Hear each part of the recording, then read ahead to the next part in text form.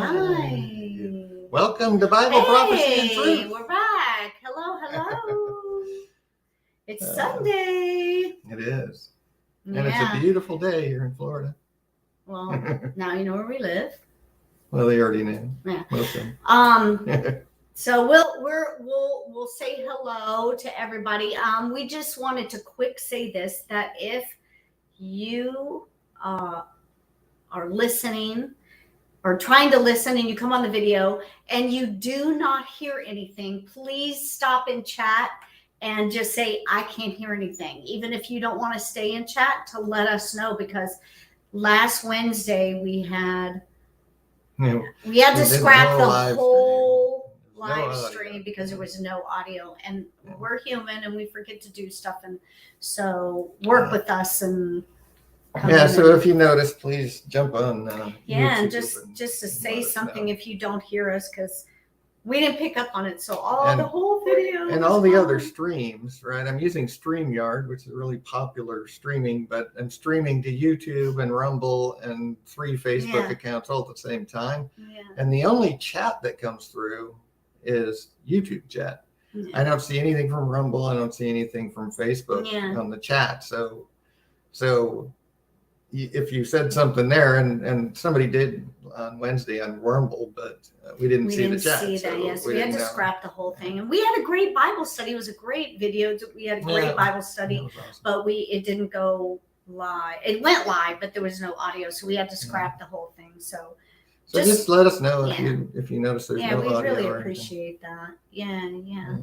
And if you haven't subscribed, please do so. If you have, thank you so much. Please hit the like button, big thumbs up, and share this video, notification bell, so you don't miss any videos. Hey, I just turned on my YouTube on my phone. I can't hear you. I have the volume all the way up on my phone. Really? All right, so we'll check that real quick. Well, thanks for looking. So I'm part of the chat. I have my audio, my mic going. I'm sharing the screen. It should be working. It's not on mute. No. So that's interesting. It's showing a few people on the live. So let me see. It should be working. Okay, there it is. Okay, it's on. Oh, you hear it now? Okay, good. It might have just been the delay. Yeah. Okay. So good. I don't know how much it was hearing, how much it got. It should have gotten the whole everything. Thing, right? It was probably just a delay. Can you go back to our face, because we don't want to be talking to nobody. So when you heard the audio, was it us starting? Was it what? Was it just us starting the live stream when the audio came on? I don't know. I shut the YouTube off and came, I shut it down, brought it back up, and it was there. So okay. All right, so at least it's working. Yeah. So. All right, so everything is fine. Okay, so anyway, let's get started. Diane, how was your day? Hello. Hi. Well, just so everybody knows, I'm starting my next video. Yeah. And it's on false prophets, and there's a lot of information out there. There's a lot of false prophets. Bad information. Oh, man. Yes, and even preachers that seem to be preaching the gospel, and they have scripture to back them up. Also, there's that little hiccup, and they believe something totally different. Yeah. And so it's really teaching me a lot. I have to really know the Bible. Yeah. Yeah. And that's the thing, is, like we were just talking about a couple minutes ago, there's Satan is the best liar that ever existed. And if you've ever known a really good the best liars take truth and then they mix their lying with it so that it's much easier to swallow. It's more palatable that way. People believe the lie then because, it's mixed in with that truth. Yeah. It makes it so much easier to believe. And Satan is the master of lies, and he's done that with doctrine over the years. It's just it's mostly truth, but he just mixes that lie in there and just taints all of the truth. So I have a question for her because, and this is what's really important. Even though she's only read through the Bible one full time and she's on her second, but she's only read through it one time. So my question to you is this: how do you know they were saying false things? Because what they were talking about is what we've had Bible studies on, and what I've read in the Bible. And I've really prayed about it too. Lord, I don't know the Bible as well as Dan, so you help me to know the truth from a lie if I'm not sure. Or, I mean, I have one video that I was thinking of sending to Dan. So if I have any questions, I can ask Dan. Yeah, so and I'll show you where it is in the Bible. Right. So it is because you read it, and there's so many people out there that's how they can't. You've They never don't even know. read it once. Yeah. They don't know because they haven't read it. Right. Yeah, because when the preacher is preaching, he'll give the scripture, and I go on eSword and I look up the scripture. Yeah. To see if and now that you've read the Bible all the way through once, then you understand that there's so many different parts of the Bible that talk about different things.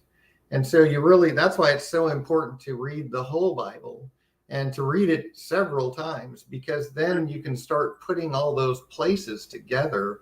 And because God teaches in parables in his word, just like he taught when he was here on the earth as a man, right? He taught in parables, and the Bible is structured the same way. And you have to really love the truth or you won't find it. If you do love the truth and you seek it, that's when God will show it to you. All right. Yeah, exactly. And that is so true. When you're reading, you think, boy, he says all this different stuff in all different areas. He planned out the Bible so perfect so that people who don't love him cannot know the truth. They have to want it. Exactly. That's one of the reasons for God writing, he wove mystery into the word, because, and basically in parables, because he does not want those that don't love him to know the truth. Right. That's what he said when the disciples asked him, why are you teaching in parables? He says, because I don't want them to hear and see the truth. They don't love me. I'm summarizing, but that's basically what he said. I don't want them to know, Right. So good. I'm glad that that's going well for you. Yeah, I have to be very, very careful with Satan trying to deceive me.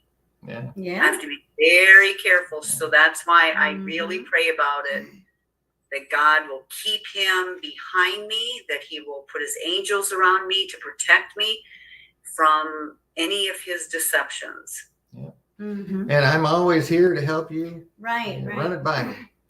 Yeah.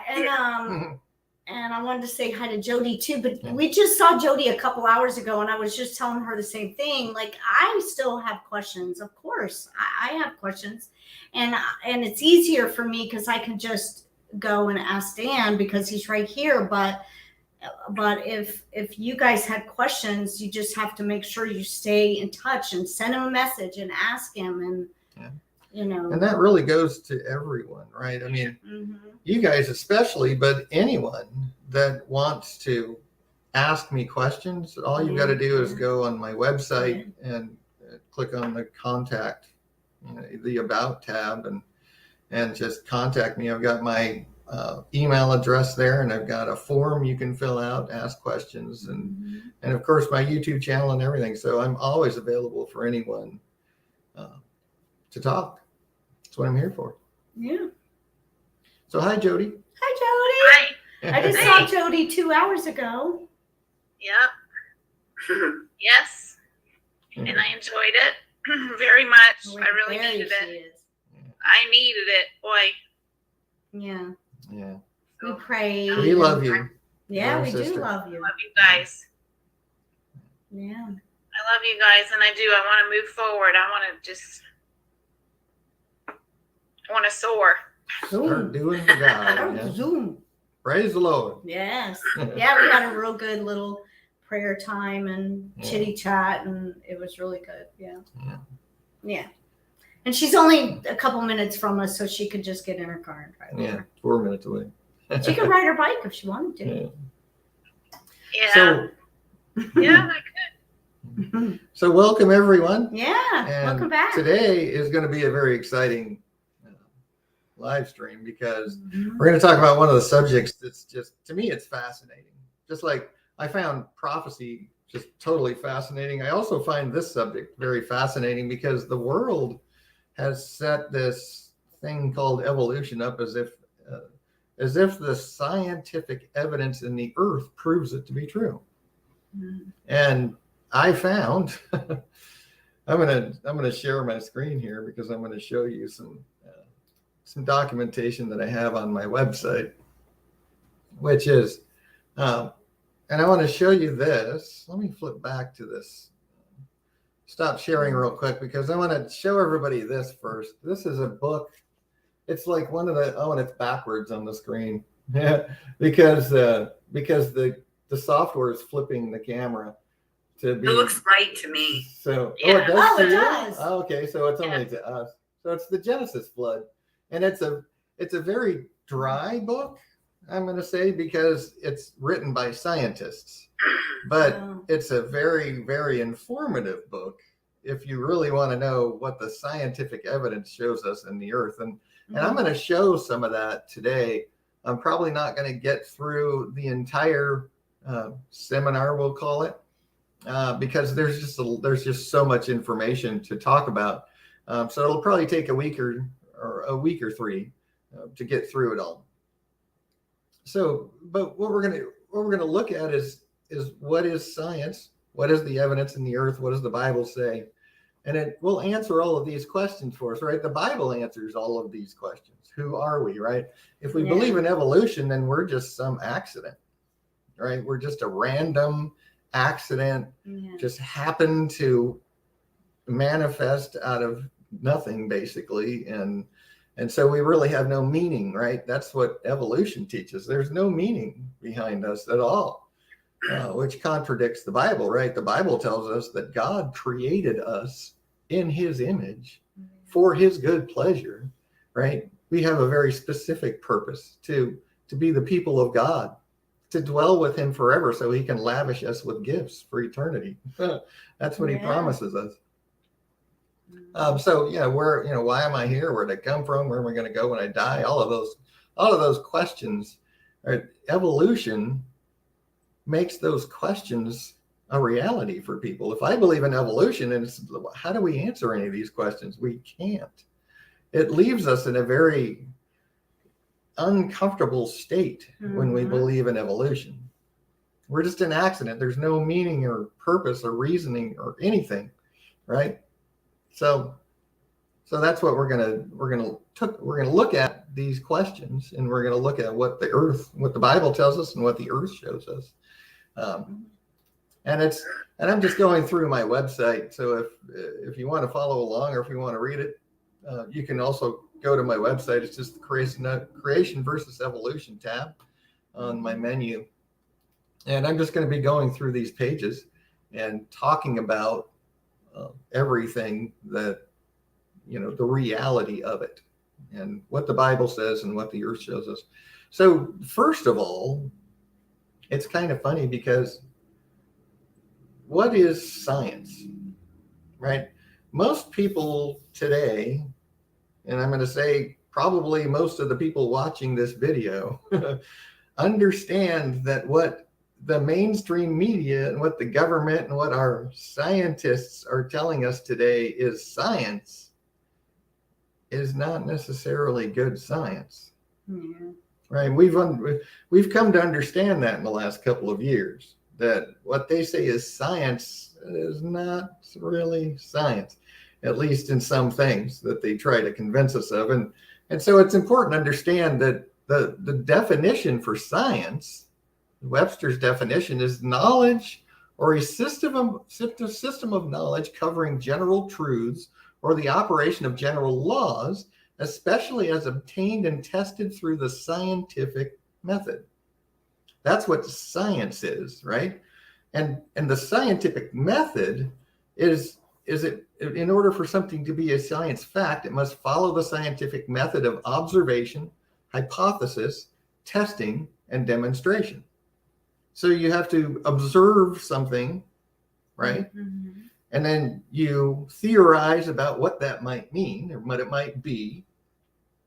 Then you test whether or not your theory is correct or not. If you prove that it's through testing that it can be demonstrated, then you demonstrate that, right? That's the scientific method, is observation, hypothesis, testing, and demonstration.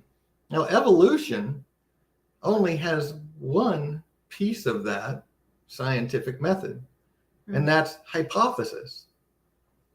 It's a theory because it has never been observed. It has never been able to be tested or demonstrated in any way, shape, or form. So it doesn't even follow the scientific method. The only thing it is a theory. Mm-hmm. And it's one that people are now teaching. I mean, they teach it in school as if it's a science fact. And it's not science. And I know there's a lot of people watch this video and they'll turn it off right here because, oh, yes, it is. It's a science fact. I'm not going to listen to you. Well, that's fine. Don't listen.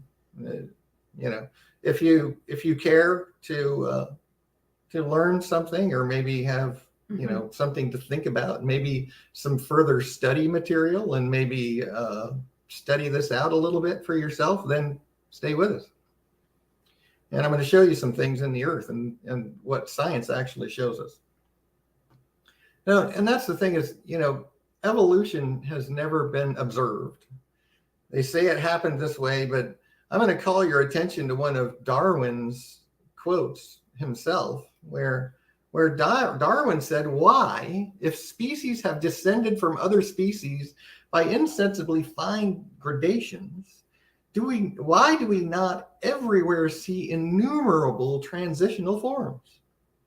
Why is not all nature confusion instead of the species being as we see them well defined, right? Mm-hmm. This is Darwin himself. Innumerable transitional forms must have existed. Why do we not find them embedded in countless numbers in the crust and the earth? Why then is not every geological formation and every stratum full of such intermediate links? Geology assuredly does not reveal any such finely graduated organic chain. And this perhaps is the most obvious and gravest objection which can be urged against my theory. Darwin himself said what I use as my main argument today. Why is there no evidence, there's zero evidence in the earth when there should be innumerable transitional forms if this was the case, right? Darwin himself said that. And one of the things that people don't realize today is that, you know, evolution, the theory of evolution was created in the 1800s. Well, modern science, we have modern equipment that can go much deeper into space, much smaller into you know, tiny little particles, and view things, that microscopic things that they didn't even know about back then. And one of the things that has come up is that there's this thing called the flagellum, and it's a little molecular machine.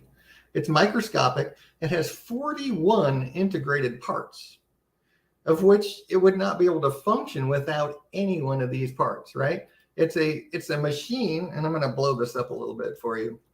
It's a machine, has a little propeller on it, and it actually moves things around. It's in many different forms and different cells, and it actually is used to actually move things around within organic beings. And it's a very complex little tiny little machine. And it's like I said, has 41 specific integrated parts that causes it to be able to function. And if it didn't have one of those parts, it would not be able to function at all.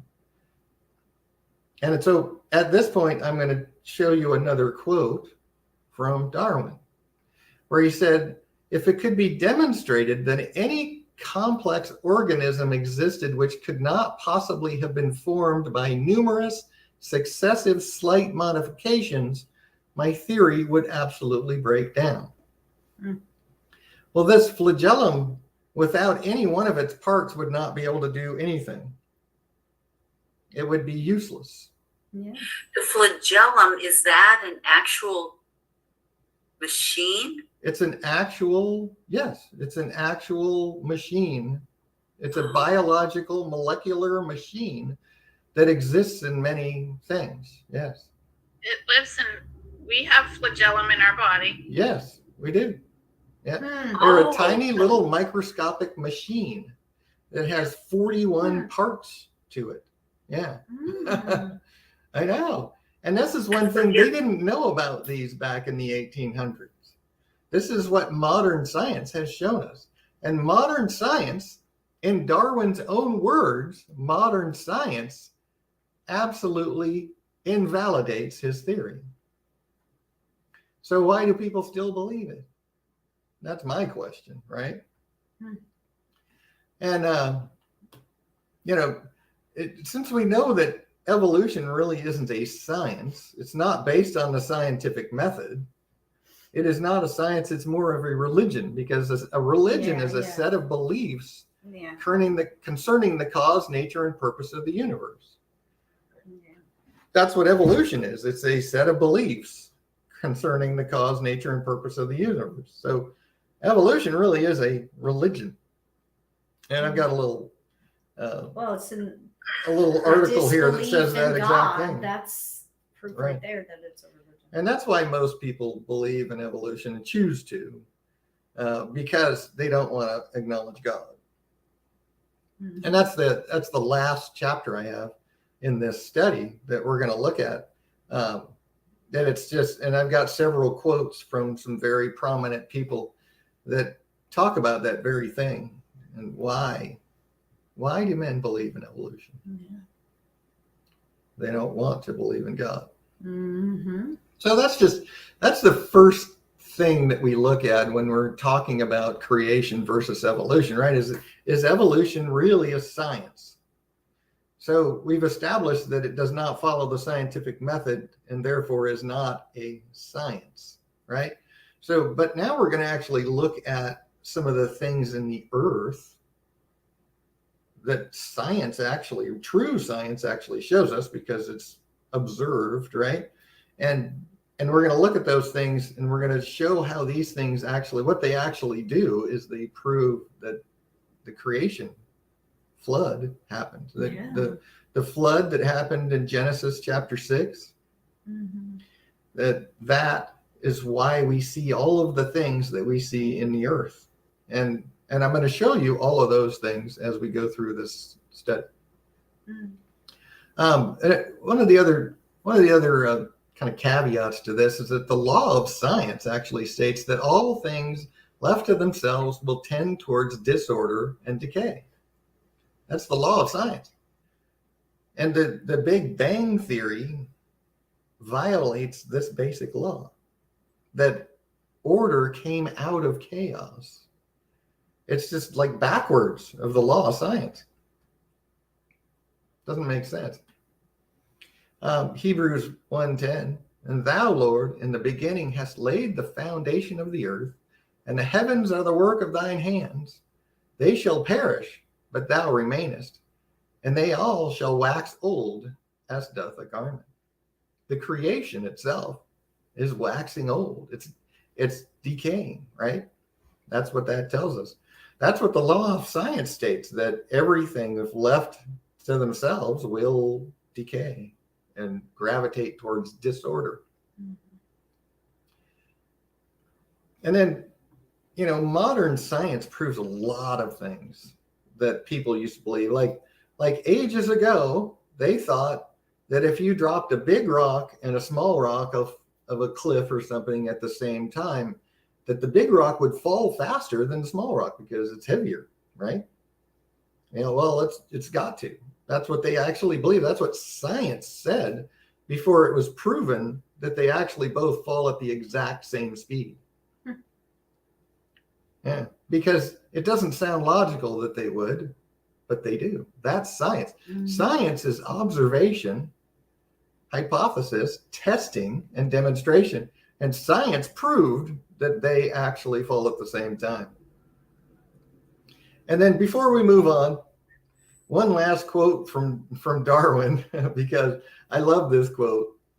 He said, "To suppose that the eye, with all its inimitable contrivances for adjusting the focus to different distances and for admitting different amounts of light, for the correction of spherical and chromatic aberration, could have been formed by natural selection, seems, I freely confess, absurd in the highest possible degree."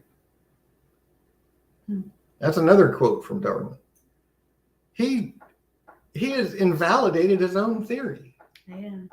And modern science invalidated his theory. And he even argued why it just seems impossible.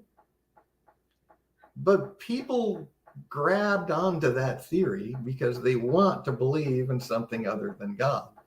And it became very, very popular among atheists.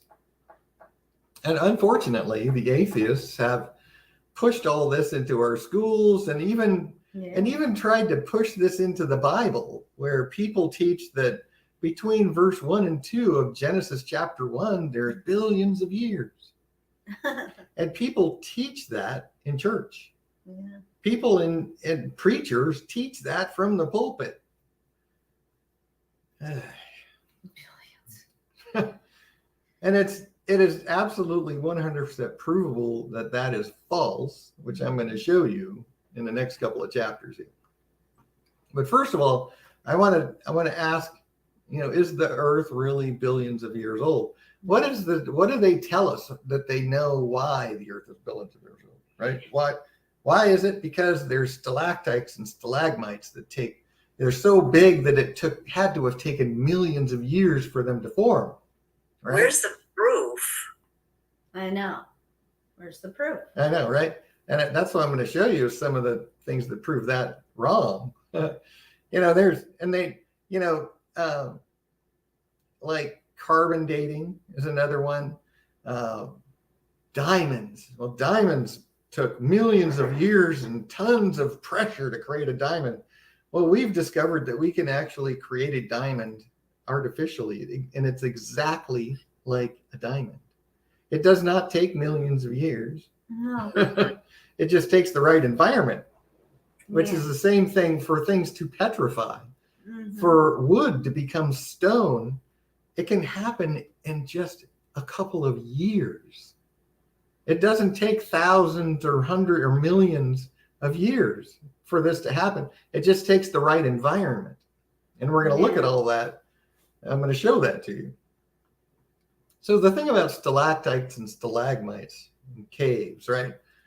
Some caves have huge formations of stalactites and stalagmites, and it's formed by the deposition of calcium carbonate on other materials, which is precipitated from mineralized water solutions, right?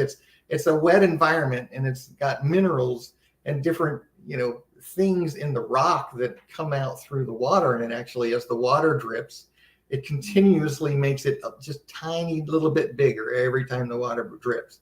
It leaves a tiny little bit behind. And so it creates, over time, it creates a larger and larger and larger structure, right?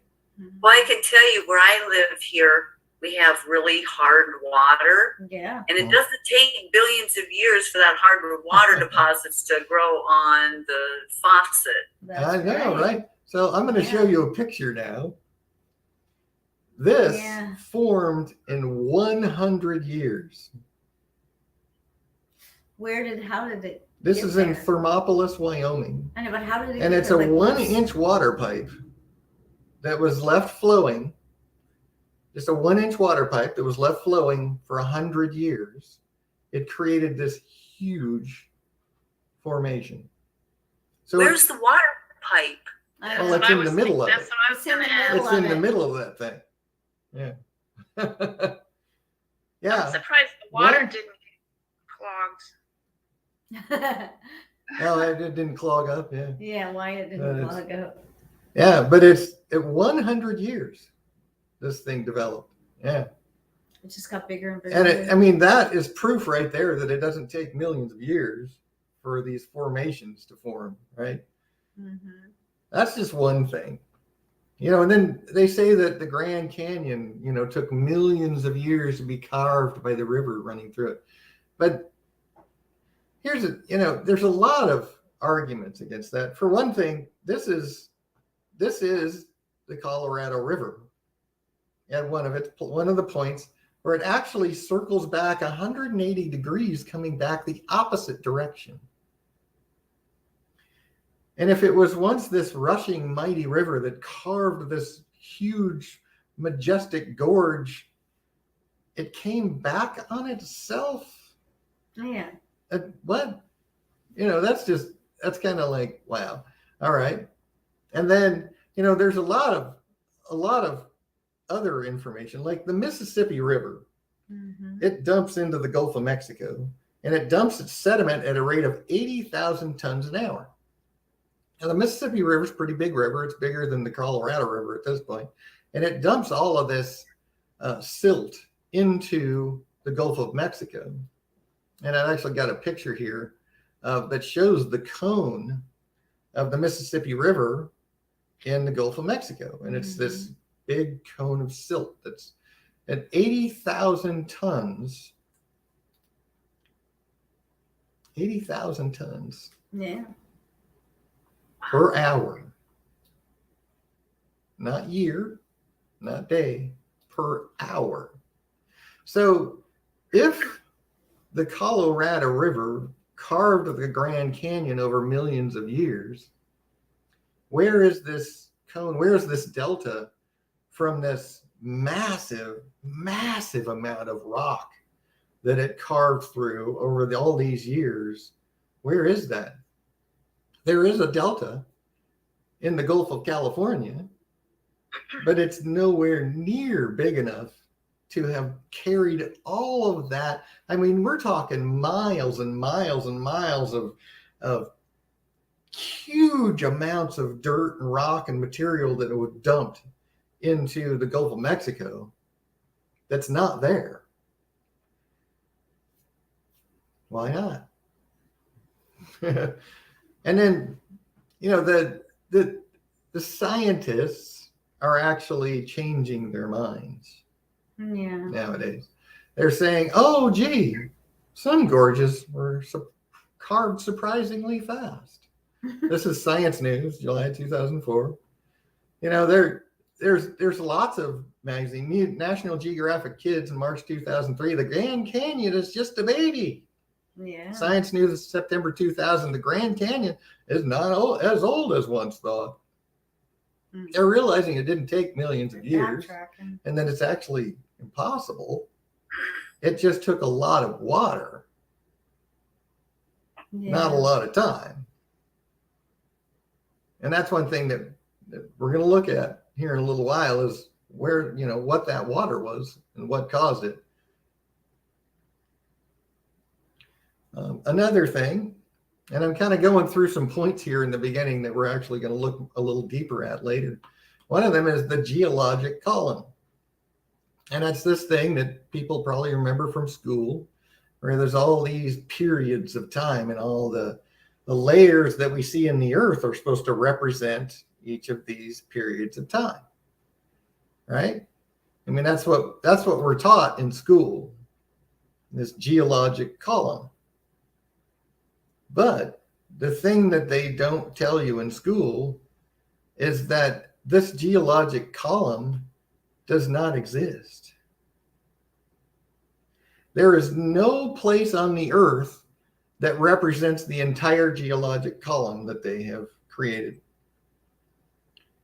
It doesn't exist. there's different places on the earth have actually different layers and different orders, right? Like in one place, this one will be here and this one will be here. Another place on the earth, they're flipped. Now, if they were laid down over millions of years, how to get flipped? How come there's missing pieces? How come it's completely different in different parts of the world, where some parts of the world have a few sections and then another part of the world doesn't have any of those and has completely different ones? How does that happen if it was laid down uniformly over millions of years of time? Right? That's another thing that proves it's impossible for this theory to be valid. And it's, there's gaps all over the place. This farce that they teach called the geologic column is not even anything that we can call a truth. And you can prove that it is not true by simply looking at the layers that we have all over the earth. It is not true. Another thing, they found fossilized trees that are vertical through layers of strata, and some they're not even standing straight up. Some of them are at an angle, going through different layers of strata. Yeah. Now, so you're telling me, I got some pictures here. I'll show you. Like, here's one. You can see the guy standing there showing it. This is actually a kind of at an angle, going through different layers of strata in the rock. That's solid rock right there. Right? There's another picture. Tree going straight up through the layers of strata. Here's another one that's polystrate trees. And what it was, and it shows the distance here. This is a meter.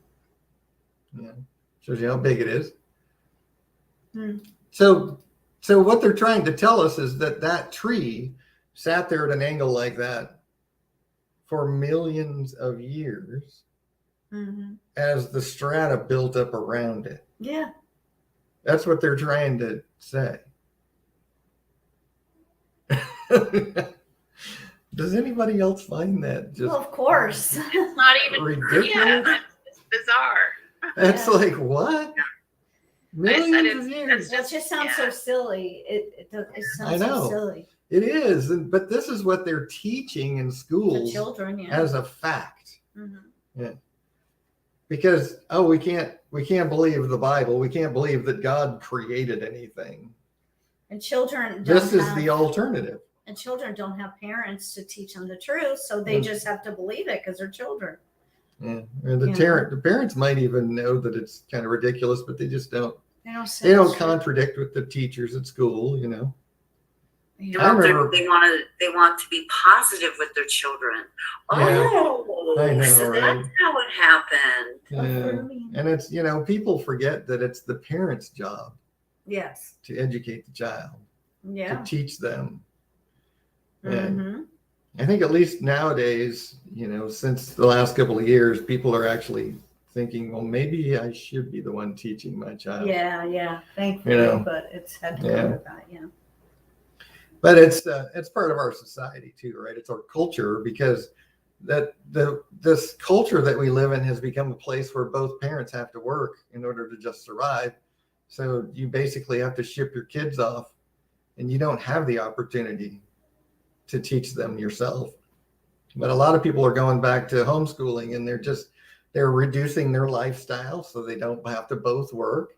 And they're, instead of trying to have a 4,000 square foot house, they're just having a 2,000 square foot house, and they're having cheaper cars, and they're one of them staying home and homeschooling the kids, which I think is wonderful. Yeah, I sure wish I would have done that. Well, me too. Things would have been a lot But different. unfortunately, when my kids were young, I did not know the Lord then. Yeah. And I wish. Mm-hmm. But so it is. I mean, it is kind of silly to think that this tree could have actually been in that position for millions of years. Yeah. And we're going to talk about how that tree actually got in that position here pretty soon. I just have to show you the scientific evidence that we see in the earth, right? This is true scientific evidence. This is observable things, right? Like, where does this column exist? Well, it only exists partially anywhere in the world, and in different places it's different. We can observe that. We can observe these trees that are, rock. They're petrified trees straight through the middle of rock. And so we can observe those things. That's science. We can see it, right? So the problem that science has is explaining that through the theory of evolution is it does not work. Anyone that even thinks about it for a second is going to go, wait, how? That's impossible. Can you hear Molly snoring? No. You got better ears than I do. But she probably heard her name and Stop. she stopped. She woke up. And so then here's another thing. Most people have never heard of it. I never heard of this until I learned it studying this subject. Is this thing called diatoms. And what they are is they're a microscopic life form that accumulates in the floors of bodies of water all over the earth, especially in the oceans. And they're said to accumulate at about 1 inch per 1,000 years as they die and float to the bottom. So every 1,000 years, we're going to have that much more diatom at the bottom of the sea, right? Alrighty then. So tell me how this happened. There's an 80-foot whale found in Lompoc, California, standing on its tail, completely buried in diatoms.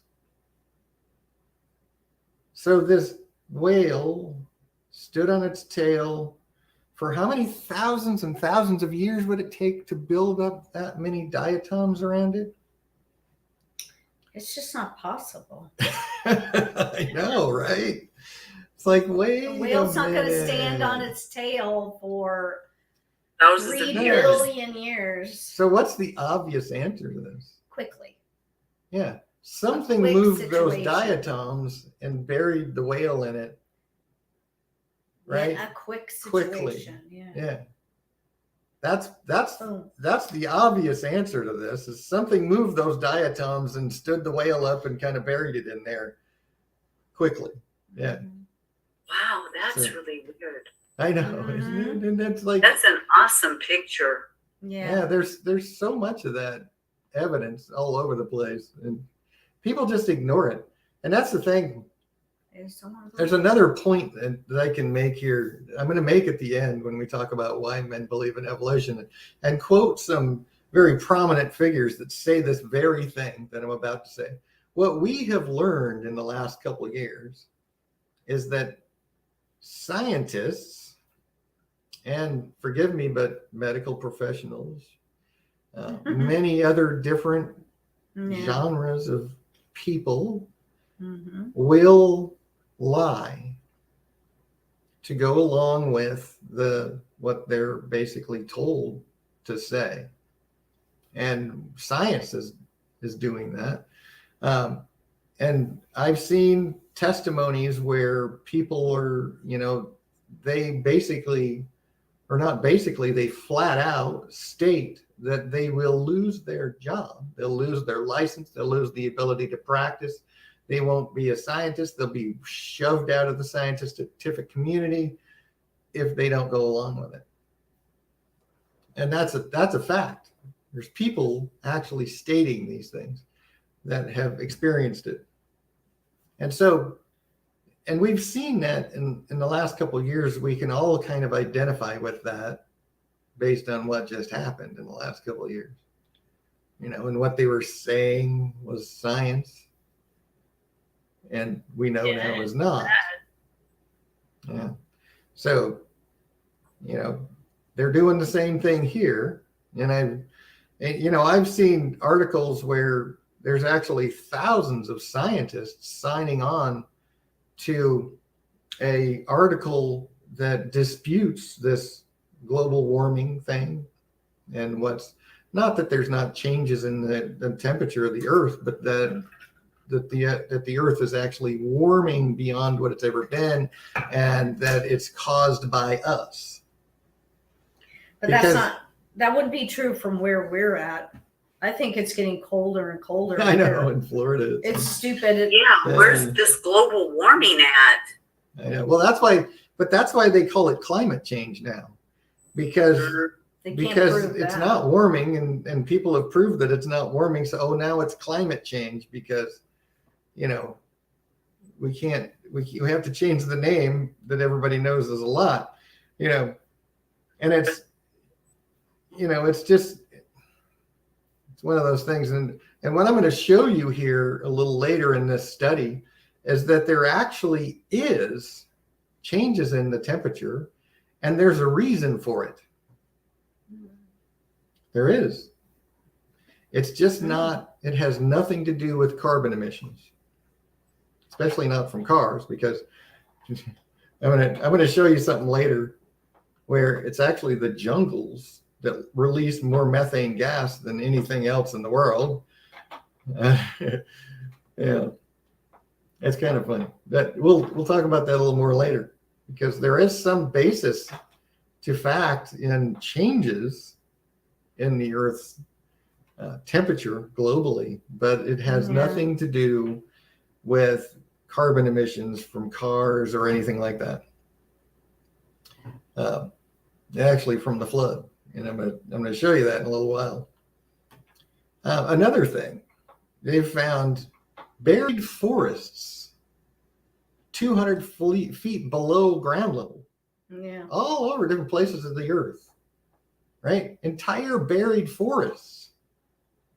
But they've never found a meteorite below the top layer, ever.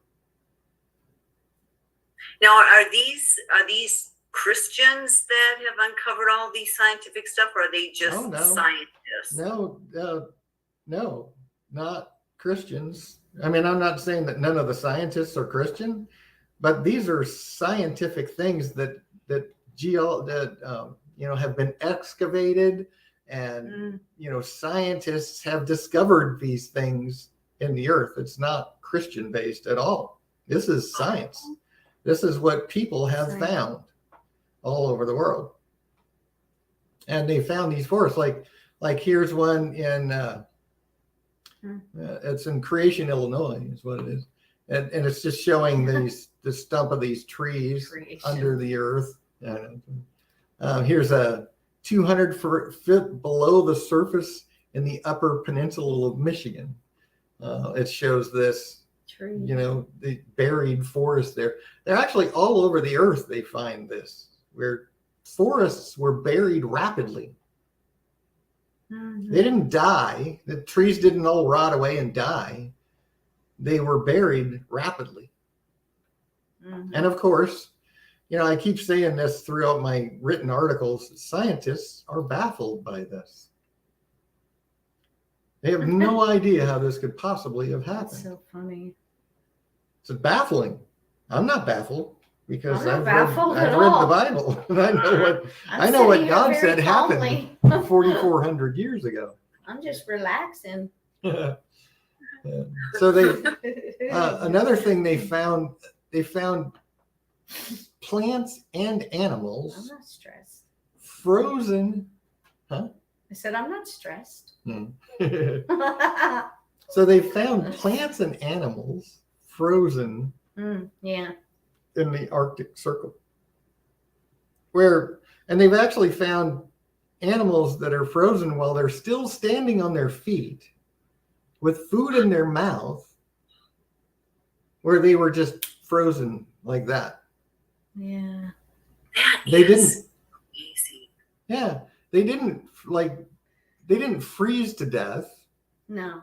Right? Because if you freeze to death, you become very tired. You actually lay down and go to sleep, and then you die and you freeze. Right. These are standing up with food in their mouth. They're still chewing the food that they were eating when it happened. They found a 90-foot plum tree frozen in the ice 600 miles north of the Arctic Circle, that had ripe plums, healthy leaves. Here's an article.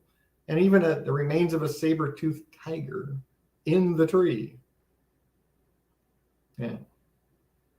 Yeah. It's absolutely amazing. And we're going to talk about how that happened, because we know how it happened. And there's a reason that they froze so quickly. Mm-hmm. It would actually, for something, science has actually told us that in order for something to freeze that fast, like a living biological being, to freeze so fast that it actually freezes while it's standing up, the temperature has to be like 300 degrees below zero. So I don't know if you've ever seen this movie, but there was a movie about that once, not too long ago, where there was this big, huge vortex and it brought down the cold of space. That was I don't remember the name of the movie. It was with Dennis Quaid. Dennis Quaid, yeah. And it kind of What was illustrates the name of that movie? how this could happen, because in that movie they actually show The Day the real Earth Stood science. Still? Oh yeah, maybe that's it. Day the Earth Stood Still? Yeah, but it kind of shows in that movie how it could happen, right? Because if the super cold of space comes down fast enough, that it would just freeze everything solid before it even had a chance to move. If at 300 degrees below zero, it would just freeze you instantly. Yeah. And we're going to talk about how that actually did happen 4,400 years ago. So another thing, jellyfish are mostly water. No. They're almost all water. Yeah, that's not the one. No, that. I don't remember the name of the movie. It's not important. Yeah, but you know me. I know. It's Gotta important. know. I have Yeah. to know. But jellyfish, when they die, they're gone. Like Day that. after tomorrow. Oh, day after tomorrow. That's it. Yeah. And I'm not saying that movie's true or anything about it. I'm just saying that it illustrates how that could actually happen. Dennis That Quaid, being yeah. that cold could freeze you so fast. Yeah. Day after tomorrow, yeah. Yeah. Now I can But- sleep tonight. Okay. Yay. But Yay. But this thing with jellyfish is you don't have any fresh jellyfish fossils, Mm. right? Because Yeah. when they die, they dry out like super fast. And there's basically nothing left when they dry out and all the water's gone. Mhm. But they found huge jellyfish fossil graveyards in the earth. So, which would require rapid deposition, burial, and fossilization. It had to happen really fast in order for a jellyfish to be fossilized. Yeah. It would be impossible for it to take thousands or millions of years. Right. Yeah. Wow.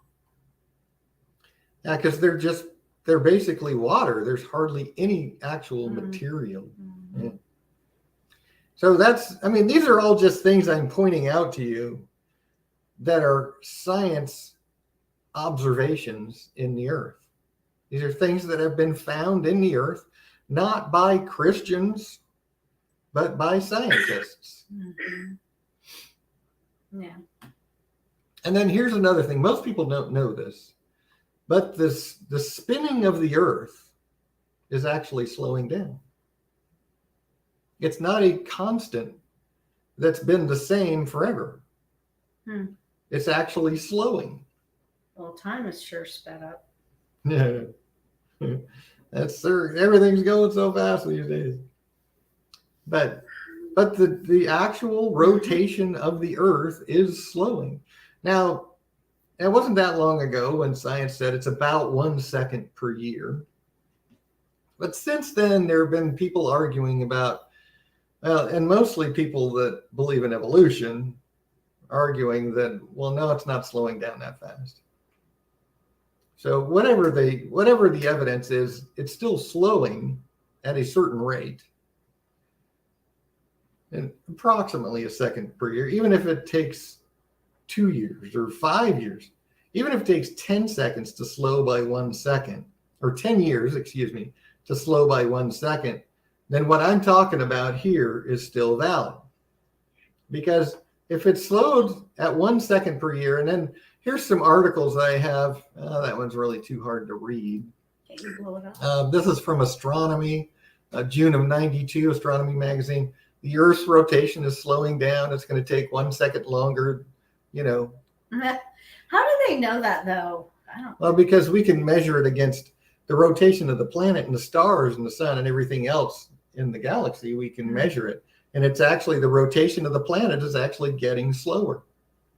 It's slowing So if down. it's getting slower, then doesn't that mean the time is slowing down, or does that have nothing to do with time? That doesn't have anything to do with time itself. Oh. It's just the rotation of the planet and how long it takes to make one full circle as it rotates, right?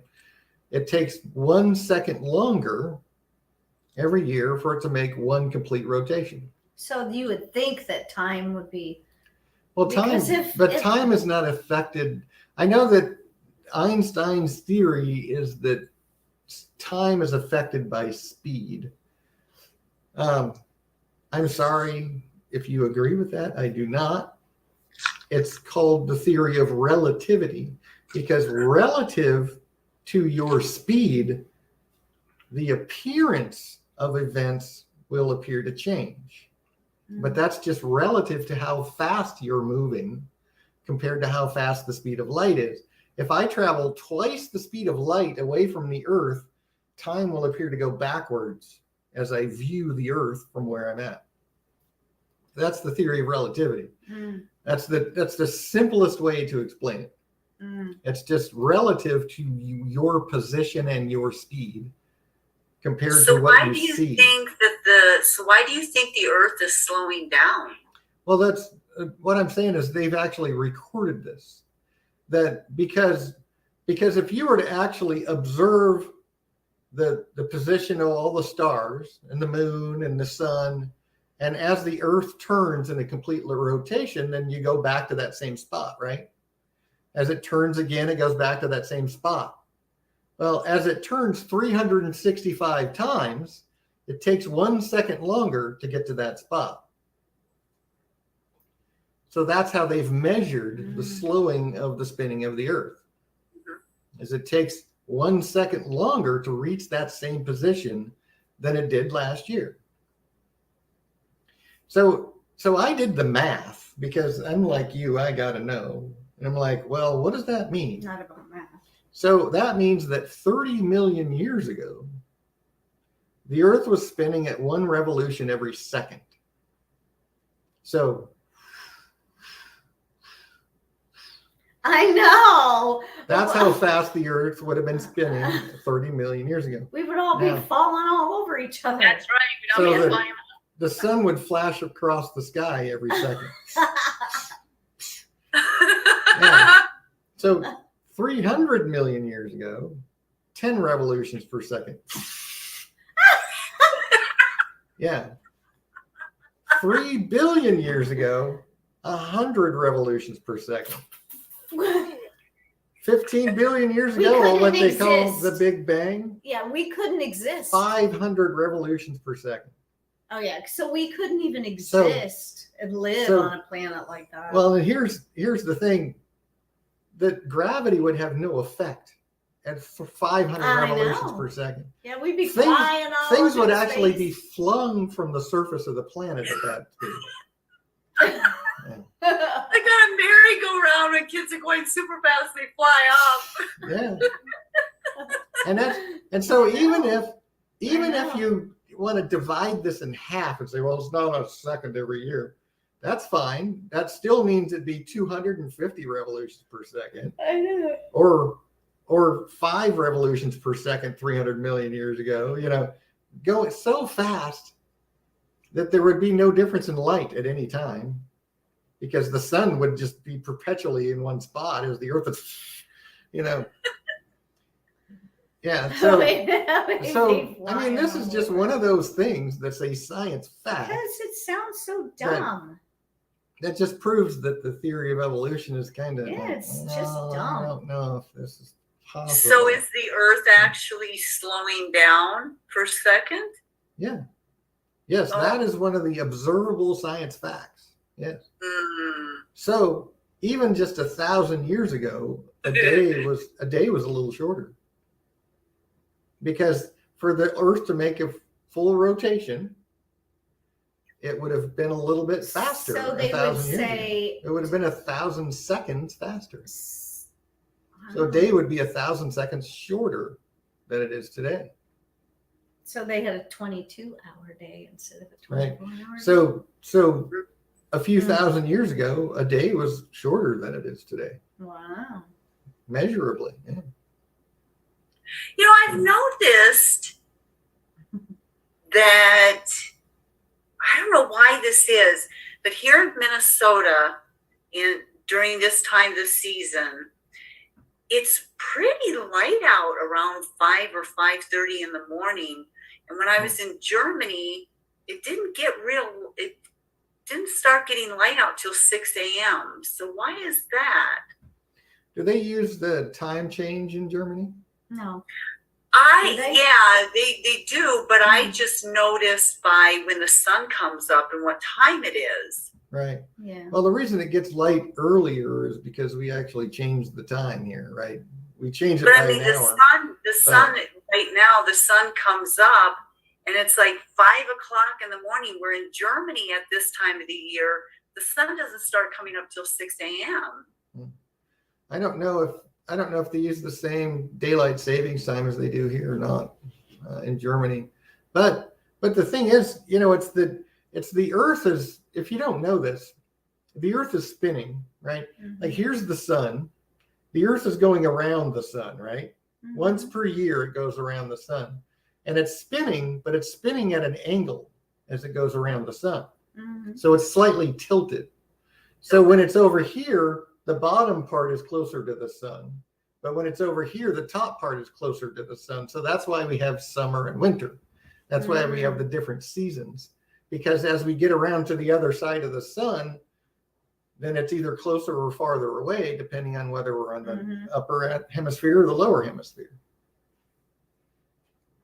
So that's another science fact that's Me just and Andy were observable. like, we don't remember being in school for that when they did that Well, that's stuff. It makes sense because they have daylight savings, but it's just like a 2-week difference from the United States. So June 3rd or June 4th, the daylight savings is already changed, and it's 6 a.m. And it may be the difference between Northern America and Southern Germany, maybe the difference in the latitude there. Yeah, I that But I know, could be. like when I go up north to New England, Yeah. there's a like a 10-minute difference. Like it gets lighter there in the morning than Yeah. it does. That's just because it's a slightly different area axis. of the Earth, right? The Yeah. angle, yeah. Mhm. So, I mean, these are just science facts, right? These are things that have been observed, tested, and demonstrated, right? This is stuff Yeah. that we can see that is science fact. It's been proven by the scientific method. And then here's another thing. Mhm. And I know that I'm only on chapter 1 still. Yeah. our Oh, I'm studies actually go in the on. second chapter on how old is the Earth. So this is probably going to end up being a 3 or 4 week seminar. That's all right. You're not going anywhere. Everybody can watch it if they can't make it at the live We stream. ain't That's going. fine. Yeah. It'll be available after. Yeah. So, but this is one thing it's another farce, right? Yeah. This thing called carbon dating. And there's an article that I've linked here. It's a science website in the UK where they talk about this very subject. It's carbon dating, right? For example, in Durrington Walls, England, there's a 1,500-year-old structure. Mhm. They carbon dated it to 2,500 years old. That's not a huge difference, right? Mm-hmm. But then there's some other greatly abnormal things like mollusk shells from the Hawaiian coast showed that they had died 2,000 years ago, but were just recently harvested. And snail shells just killed in Nevada dated at 27,000 years old. A freshly killed seal at McMurdo Sound, hey, Johanna, Antarctica. I'm glad you're listening. Oh, I know. It does make you laugh out loud, doesn't it? Yeah. She said LOL. Yeah. Yeah, And it's so stupid. You know, where was I? Freshly killed sea at McMurdo Sound, Antarctica. Freshly killed seal, mind you, yielded a death age of 1,300 years ago. Yeah. A petrified miner's hat and a wooden fence post were unearthed from an abandoned 19th century gold hunters town in Australia's outback, and results from radiocarbon dating said that they were 6,000 years old. But they were from a 19th century gold mine. Yeah. It's just. Yeah. I was sitting here wondering if I was just confused. No. You're probably confused anyway. So here's the question I ask. If it's so inaccurate on such a relatively new sample, how can we assume it won't be exponentially deviant on much older samples, like the rocks that they find and the fossils, right? If they're saying they're billions of years old, maybe there's just a problem with their testing. And so that's what this talks about in this article on in this is a website in the UK. It's archaeology expert, and it talks about carbon dating and all that.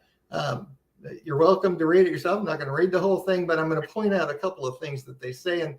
And what I really want to point out is the third and fourth points, where if the artifact lies heavily, if the environment in which the artifact lies heavily impacts on the rate of decay, for example, C14, which is carbon 14, which is how they test carbon dating, it leaches at an accelerated rate from organic materials saturated in water, especially saline water. So if it was saturated in salt water, it would appear to be much older than it is based on carbon dating. Yeah. And then the fourth is to test accurately, the artifact must have been protected from contamination. Organic matter being porous can easily be contaminated by organic carbon in groundwater, which increases the C12 content and interferes with the carbon ratio. So that's all science jargon, mumbo jumbo, right? What it means is that it has to be a pristine location that's not contaminated by anything else in order for carbon dating to even be close to accurate. So something laid around on the earth for billions of years and that's not getting contaminated by anything. And you can prove that. Yeah. And if it's in salt water, it will appear to be much older than it is. So when we look at what happened at the flood in Genesis, the entire earth was covered in salt water because the oceans are salt water, and that's the vast majority of water on the earth. And yes, we have freshwater lakes, we have freshwater rivers, but that's because the source of that water is fresh and it has washed all the salt out and it's now fresh. But when the earth was covered, it was covered in saline water. May not be as much saline as we see in the oceans today, but it was partially saline water, which everything buried in that would have been saturated in saline water. What was which is what it talks about right here. The sea that had all the salt in it in the Bible? The salt sea? No. Oh. In the Bible. Oh, the Red Sea? No. Black Sea? I think it is called the Salt Sea, actually. Not in the Bible. I think it is now. Anyway, if we go, there's Yeah, the, the there's- sea, the salt level is too high to even be. Yeah. The Yeah. Dead Sea is. There's no fish or anything. What is I think it's the Dead Sea. the the Dead Dead Sea? Sea. Thank you very much. Yeah. It is. Did you the Dead say that, Sea. Jody? Yeah. Oh, okay. Okay, thank you. Yeah, that's I didn't it. heir you with It's your the Dead Sea. client Yeah. blind. That's because nothing lives in the Dead Sea. Yeah, because there's too much salt. It's too much salt. Yeah. But they say it's therapeutic for humans. I actually, when I visited Israel, I actually went and I stood in the water. Did it heal And you? there's people that get in there and cover themselves with mud from this and say that But the Dead Sea? it's Yeah. supposed to. It's supposed Well, to it's be because of the therapeutic? mineral content and minerals, everything yeah. that's in it. Yeah. What did you feel No, differently? I felt kind of dirty, but Salty? so yeah. So that's the thing is the biblical flood detailed in the book of Genesis caused this type of testing to be completely unreliable. Mm. And so you remember when we talked about the 80,000 tons of mud per hour at the Mississippi River? Mm-hmm. They have measured the delta of this cone. They've measured this, how much it's dumping in per hour and how big it is. And they've concluded through this scientific method that it's been doing that for about 4,400 years. Mm. Something major happened 4,400 years ago, and the Mississippi River has only been dumping into the Gulf of Mexico Yeah. for 4,400 years. Mm-hmm. Yeah. Bristlecone pines are thought to be the oldest living trees in the world. And the redwoods in California are among the biggest and oldest, and they estimate that they're about 4,000 years old. The oldest trees that exist on the earth are approximately 4,000 years old. Yeah. Mm-hmm. Science data shows that something big happened to the magnetic poles. The magnetic poles on the planet took 6 violent swings approximately 4,000 years ago. This is all science fact. This is just science observational fact, the stuff that they find in the earth. Mm. They also know that crude oil, if you didn't know this, it's under pressure, right? That's why when they drill into an oil pocket, it creates a fountain of oil because it's pressurized. Yeah. And after studying the pressure in the rocks and the earth around these oil fields, they've estimated that the containment can only be expected to last about 5,000 years before it would burst and collapse. Mm. So how's it been there for millions of years? Yeah. And not collapsed? Yeah. But it's been there for Earth less is- than 5,000. So stupid. So the Earth is how old? 2,000? We're gonna talk about that right now That's good. Oh. because I actually have what I'm showing you right now is the evidence in the earth, Mm-hmm. science evidence, because 4,400 years ago, guess what happened? The flood. The flood. The Exactly. flood. The flood of Genesis happened 4,400 years ago. That's right. So they're right. The delta has been building for 4,400 years. The redwood trees are approximately 4,000 years old. The containment has not lasted 5,000 years yet.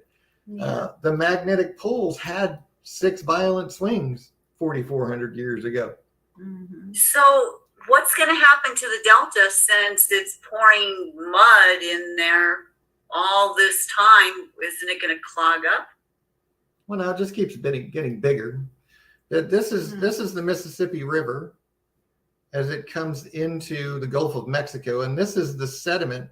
This is the big cone of all that sediment that's been dumping in for 4,400 years at 80,000 tons an hour. This is the size of it. It's still got room to grow. I mean, it's just filling up the bottom of the Gulf of Mexico. Oh. Yeah. So the flood happened 4,400 years ago. All of this evidence shows us that, yeah, the oldest things on the earth are about 4,000 years old, they estimate. Right? And so the Bible actually shows us this too, because just like I did the math on the rotation of the earth slowing, I had to find out, does the Bible really tell us the ages of every single person? Then they had, like, Adam was how old was Adam when he had Seth? 130. It tells us that specifically, right? Mhm. It tells us the age of every man he was Parent. when he had his son that's Mhm. recorded, all the way up to Abraham. And Abraham was 9. I'm sorry, Abraham wasn't 9. The earth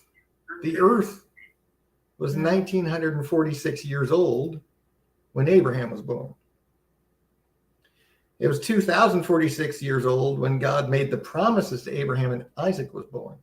Mm-hmm. So it was 2,000 years from the creation to Abraham. We have that recorded in the Bible. I actually went to the Bible and did all this research myself, where it just says it. I didn't have to speculate on anything. I just went and found this information in the Bible, where Adam was 130, Seth was 105, Enos was 90, Canaan was 70, so on and so forth, how old they were all the way up to Abraham. And then from Abraham, we have historical facts that we can determine that since then, because, right, remember, it was 350 years before Abraham that the flood happened.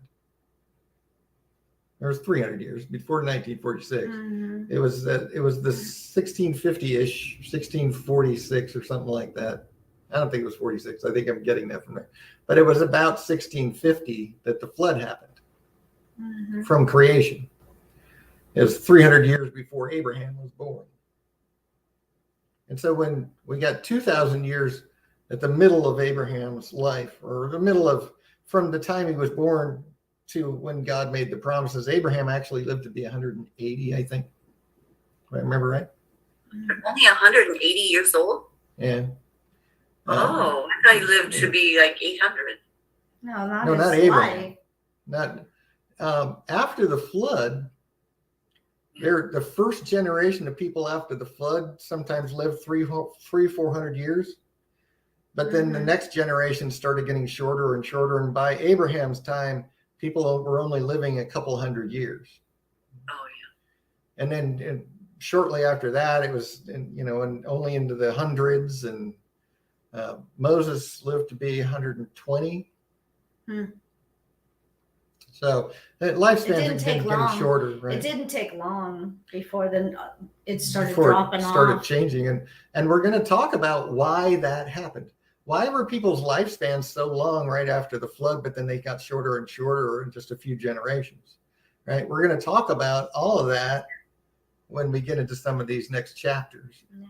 But it's going on 8 o'clock, so I'm gonna finish up here. I'm going to show you this timing.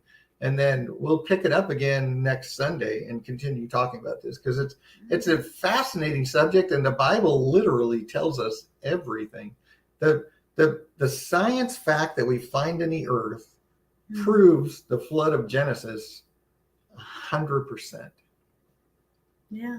So this is the list of ages, and then after Abraham, we're actually given the number of years, right? We're told that it was 470 years from Abraham when he was about 100 years old to the actual conquering of the promised land. It tells us that it was 430 years after the sojourning of the children of Israel who dwelt in Egypt. So that's 430 years plus the 40 years that they dwelt there. And then Abraham and his seed were his promises made, and it gives us this timing a couple times. 400 years in Egypt, right? So when we look at all of the times that it gave us, we can see that the total time of Abraham and his seed spent sojourning in Egypt was 430 years plus the 40 years in the wilderness. And weren't they like 40 minutes outside of the promised land or something? Not 40 minutes. 40 miles. Well, or something they like probably weren't. Remember, we looked at a map that. Yeah. and where they were in the wilderness as they were It wandering was only like around. 100 miles. And it wasn't that from far from the promised and, land. and yeah. they, yeah. But They that was because they sinned and they were evil, and God said, "Okay, your kids are going in. You're going to die in the desert." So Yeah. because they did so much griping and complaining. Yeah, and so they ended up Did dying they in go the to desert. different cities? What? Did they go to different cities on their travel? They went to different towns Oh yeah, or they cities. journeyed through different areas. Yeah. Yeah. They kind of went got in like some fights. I that. know. They were just going. Yeah, they wandered all over the place in 40 for years. 40 years. Because remember, God said that you're gonna stay in the desert and you're gonna die, and your kids are gonna be who go into the promised Can you land. believe And that? their clothing and their shoes, nothing wore out for that whole 40 years. I wonder why. And God fed them with manna. God led them by a pillar of fire at night and a cloud of smoke in the day, and He led them around on this Maze. wandering journey through the wilderness until they died and their kids were of age, and then He I brought find them it in. comical. There is Yeah. a lesson in that, That's, but I find it absolutely don't comical. stop complaining and moaning Yeah. when God has you. You know, Go He's through He's something. promised you something. If they wouldn't have done Yeah, what they that's did, right. Yeah. if Can they you wouldn't have been imagine? moaning and complaining and done what they did, they probably would have only been a couple more weeks in the wilderness, and He would have brought them into the They promised were land. not that far away. Yeah.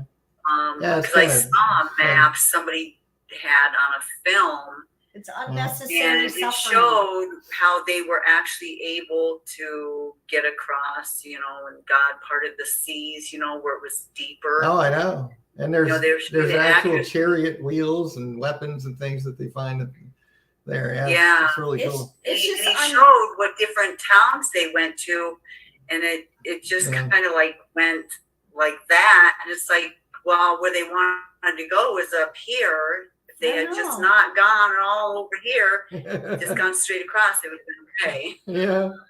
Probably would have taken them about an hour. no. Well, there was probably They were 3 going by million camel. or so. Yeah. And so it was actually very slow traveling because women But and still, children. But maybe it would have taken them still, a it wouldn't month have to taken get that long, there, yeah. if that. it certainly you wouldn't know. have taken 40 years. No. It's a lot of unnecessary suffering. Yeah. So from Scripture itself, we see that it was about 470 years to the coming into Israel, and then we see that in Acts 13 it tells us that they gave them judges about the space of 450 years. So we've got 920 years there, right? Mhm. And then the time of the kings was approximately 500 years until Nebuchadnezzar invaded Israel. And then from the time of Nebuchadnezzar, when Daniel was a young man, he was captured and taken to Yeah. Babylon, right? And he was made part of the king's court. And then when he was an old man Yeah. is when he prophesied the prophecy of 70 weeks. And we were told that it would be from the time of the commandment to rebuild Jerusalem, that it would be 483 years to the Messiah. The command was given in Ezra chapter 1 with King Cyrus. Mhm. That's the command that was prophesied. And it was 483 years later that Christ was born. Yeah. So we've got 2,000 years to the birth of Jesus from Abraham. So we got 2,000 years from creation to Abraham, 2,000 years from Abraham to Jesus. And then where are we at today? 2022, 2022 years from Christ. Yeah. So the earth is about 6,000 years old. Mhm. That's a proven fact. Yeah. And when you look at the science data, and you know that the flood happened around 1600-ish, 1650, somewhere in I forget, for some reason I'm forgetting the exact date. But it was 4,400 years ago. Mhm. So we know there's 2 things that show us the same time frame: the science data in the earth and the Bible. Yet the earth is 6,000 years old. Now there's people, Christians, mind you, that argue that the earth is 10,000 years old or that evolution fits in the Bible and all that. You're welcome, Paul. It's my pleasure. Paul. He said, thank you for sharing your research and insights, Dan. It's totally my pleasure. I love talking about this stuff. It's just so awesome. Yeah. He loves it. Yeah. It's not work for him. Yeah. I wish I could do it full time. Yeah. So we're going to stop this live stream and pick it up next week. And then next week we're going to talk about what are dinosaurs? Yeah. Because aren't there evidence of all these dinosaurs that have died off? Yeah. Well, there's evidence, but it's not what they say it is. Yeah. So we're going to talk about that next week. These dinosaurs are Yeah, the question is, are they 4 billion or 60 billion? yeah. Scientists keep saying Yeah, all they're different. not even millions of years old. Yeah. No. We'll talk about that next week. So thank you all for joining, and thanks everyone for that's watching later. And I hope you enjoyed it. Oops. Yeah. What am I doing? Yeah. I got to click stop Thank share. you, That's what I gotta do. Johanna and Paul, for showing up in chat. Yeah, for chatting It's with nice us. to know you guys are here. Sheila. Hi, Sheila. Hi, Sheila. You're new. Nice to meet you, Thank Sheila. you. Thoroughly enjoyed. Good. God bless I'm you. glad you enjoyed it. And Yeah. I hope to see you next week. Yeah. And then don't forget, on Wednesdays, we have another live stream where we talk about biblical truth. Yeah. Sundays, we just finished the Revelation study and we're Mhm. going through creation versus evolution. But on Wednesdays, we're talking about what it really means to be a Christian and truths of the Bible as far as salvation and things like that. So please Mhm. join us then too. Mm-hmm. You're welcome, Johanna. We love and miss you guys. Yeah. It's been a long while. time. Yeah, it's been a while. Yeah. So We need to do that lunch, Paul. Paul. Not me. Y'all are going to meet for lunch. Anyway, So thank you Yeah. so much. We forgot to pray, though. You usually pray at the end. well, it's not done yet. So thank you, Lord, for preserving your truth for us, for sharing the history and exactly what you did. So we don't have to question anything, Lord. We're so grateful. Thank you. In Jesus' name. Amen. Amen. So we hope everybody has a wonderful week. Yeah. I'm like, what day is it? It's Sunday. Yeah, half a week. We So only have a few enjoy more your days. return to work tomorrow if you work Monday through Friday. Yeah. And please subscribe to the channel if you haven't, and give it a big thumbs up. Smash it. And Smash the share. like button. Share And share with your family and friends. That's how we get the word out to more people. Yeah. Share it, and like it. Yeah. So God bless you all. Yeah. And we'll see you next time. See you soon. Bye. Bye. Ah!